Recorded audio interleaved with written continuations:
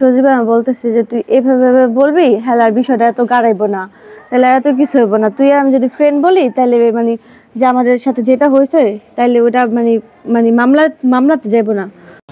মানে হইতেছে ওর সাথে আমি মানে আরে অনেকবার দেখা হয়েছে, পরে এগুলো আমার ফ্যামিলি জানছে, আমার হাজবেন্ড তারা জানছে, পরে এগুলা নিয়ে কথা কাটাকাটি হয়ে পরে আরেকবার হচ্ছে ও বলছে তা তোর যদি এত ঝামেলা তুই তোর ফ্রেন্ডের বাসায় থাক, পরে আমি জব টপ করলে পরে আমি তো নিয়ে আসবো মনে।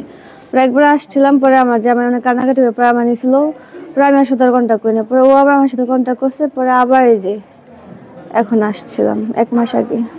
সজীব আমি বলতেছি যে তুই এভাবে বলবি, হেলার বিষয়টা এত গাড়াইবো না, তাহলে এত কিছু হইব না। তুই আমি যদি ফ্রেন্ড বলি তাহলে মানে যে আমাদের সাথে যেটা হয়েছে তাইলে ওটা মানে মানে মামলাতে যাইব না। পরে আমি এই জন্য এগুলা বলছি। 3 জনের ব্যাপারটা আর একজনের ব্যাপারটা কেন হলো?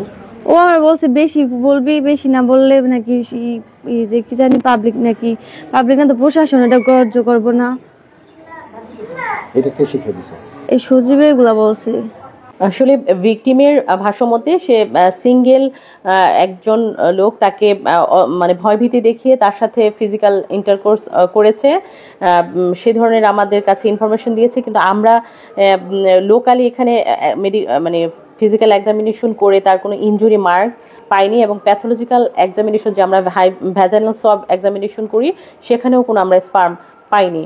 কিন্তু যেহেতু পেশেন্ট মাল্টিপ্যারাস এবং তার 2টা বাচ্চা নর্মাল ডেলিভারি হয়েছে এবং অনেকদিন সে একটা বৈবাহিক সম্পর্কে আছে, সেক্ষেত্রে এবং পেশেন্ট যেহেতু সে নিজে প্রতিহত করার কোনো ব্যবস্থাই নেয়নি, সে প্রতিহত মানে সে রেজিস্ট করেনি ভিকটিম অ্যাকিউজডকে, তো সেক্ষেত্রে তখন ইনজুরি নোট কিন্তু নাও থাকতে পারে। তো এই একটা ব্যাপারে আমরা এখনো এই একটা ব্যাপারের কারণে আমরা ফাইনালি করতে পারিনি যে আসলে সে রেপ হয়েছে কি হয়নি। সেজন্য আমরা ফার্দার ডিএনএ রিপোর্টের জন্য এবং সার্কামফারেন্সিয়াল যে এভিডেন্স এগুলোর উপরে পেন্ডিং আছে।